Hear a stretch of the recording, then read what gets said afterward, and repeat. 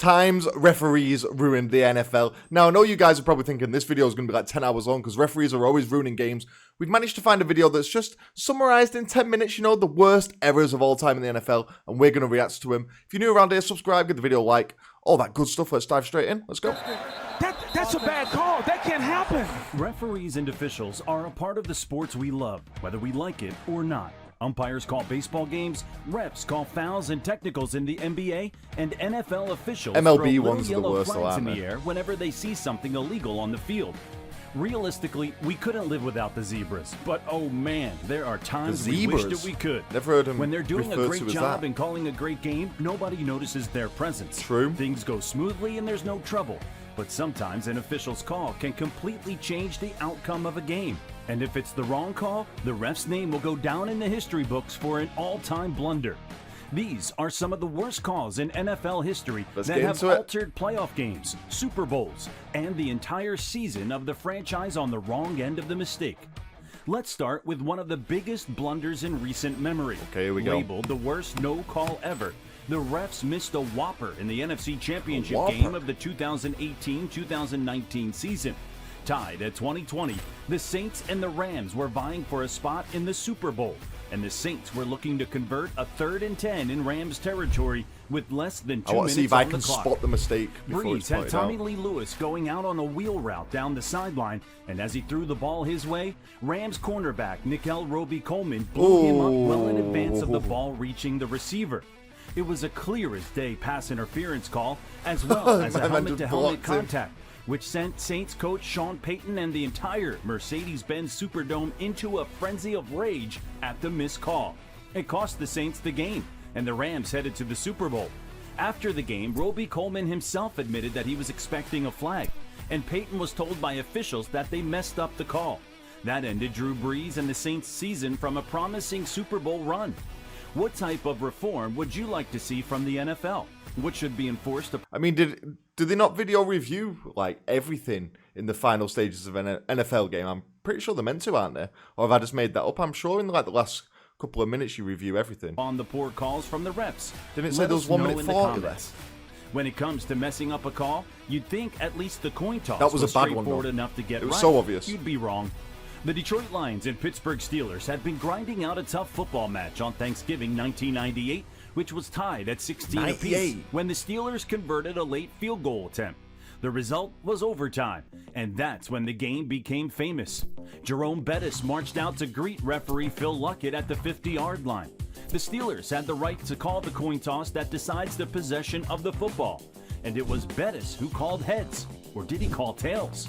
Phil Luckett heard heads, and the coin landed on tails so that the Lions would receive possession. Bettis immediately looked stunned, as if he'd been cheated.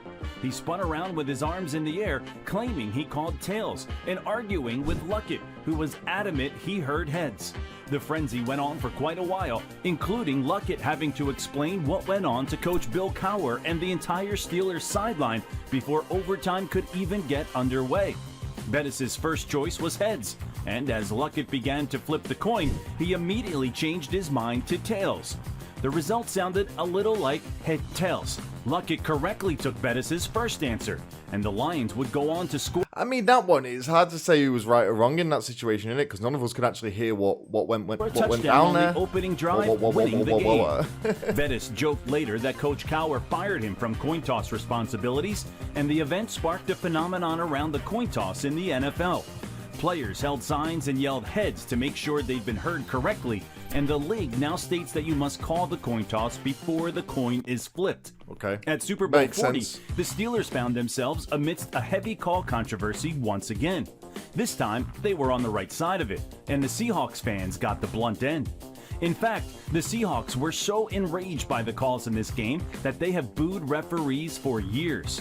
Seattle had a touchdown revoked in the game. All the refs just get the grief now because of one guy. Because of what was deemed offensive pass interference in one of the softest push-offs you'll ever see. Come on, it was man. a call that should absolutely have never been made in a game of that magnitude, but it didn't stop there.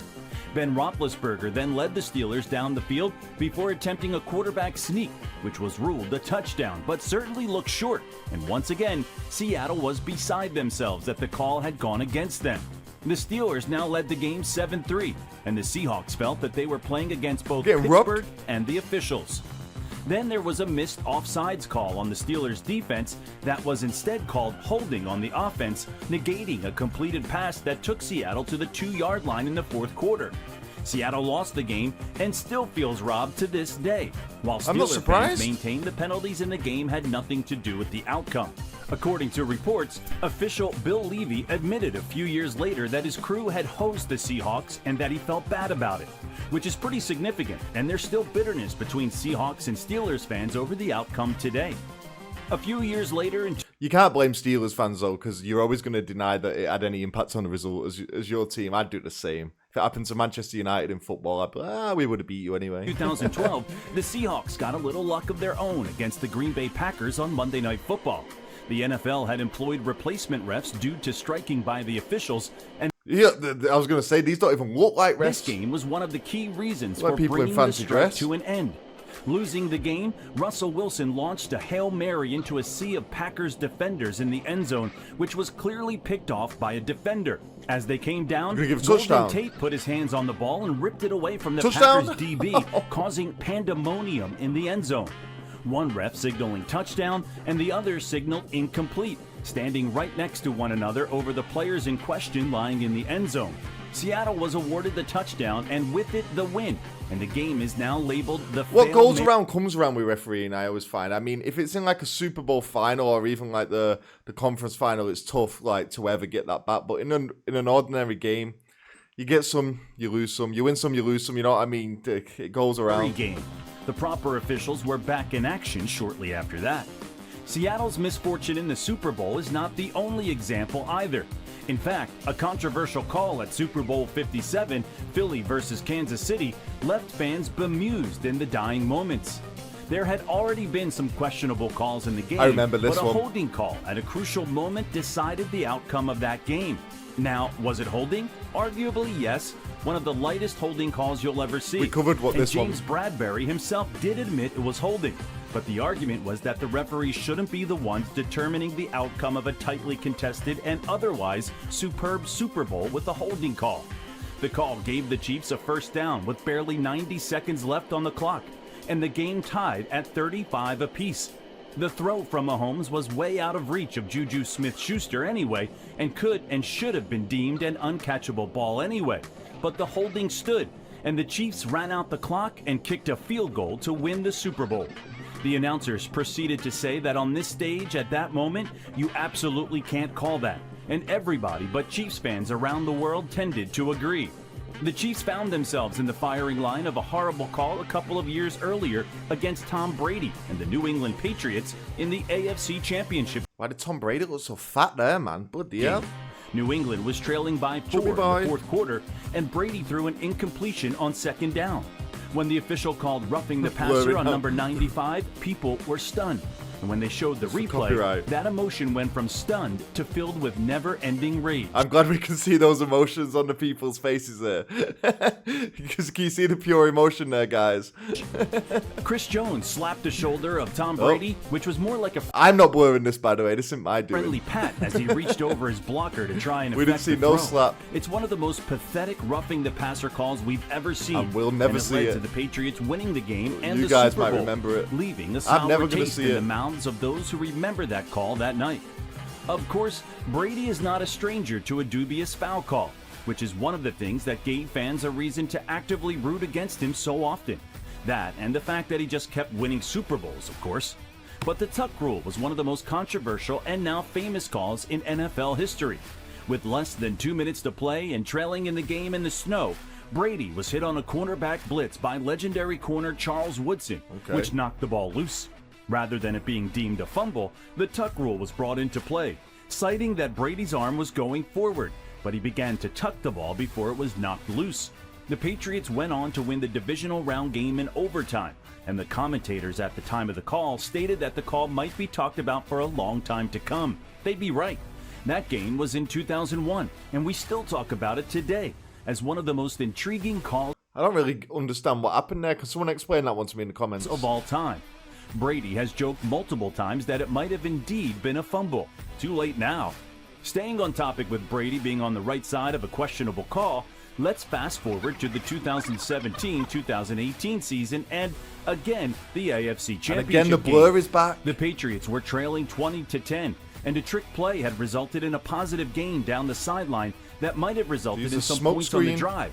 That was until Jaguars linebacker Miles Jack ripped the ball away from Dion Lewis and sealed the win for Jacksonville.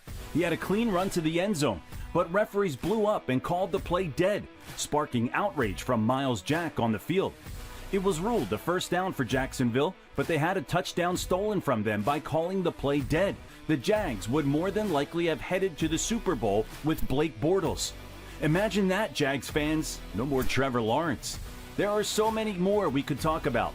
Trey Flowers and the Detroit Lions getting hosed against the Green Bay Packers, or in the 2014 wildcard game where Matt Stafford congratulated the referee for the first ever overturned pass interference call, a flag which you are not typically allowed to pick up. That, and it was an obvious pass interference. But let's finish with the Dez Bryant catch. Go on, don't blur Another it. of the most famous calls in NFL history, and one that Dez still likes to bring up every now and then today. This play happened in the 2014 NFC divisional round between the Dallas Cowboys and the Green Bay Packers, and fans still argue over the call as if it was yesterday, almost a decade later. Dallas was trailing by 5 in the game, which meant going for it on 4th and 2 with around 4 minutes to go in the game. They opted to target Dez Bryant down the far sideline and got a good look with the throw too, which was then caught, or not caught, by Dez, putting the Cowboys on the 1-yard line. Upon review, it was deemed incomplete as Dez bobbled it, and there was some movement with the ball as he hit the ground.